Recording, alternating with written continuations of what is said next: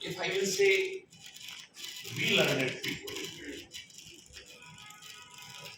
should we really have the liberty to call ourselves as a learned person?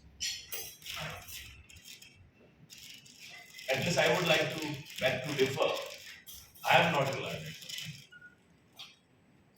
Because a country of learned people, how it is being ruled by the same rules which were framed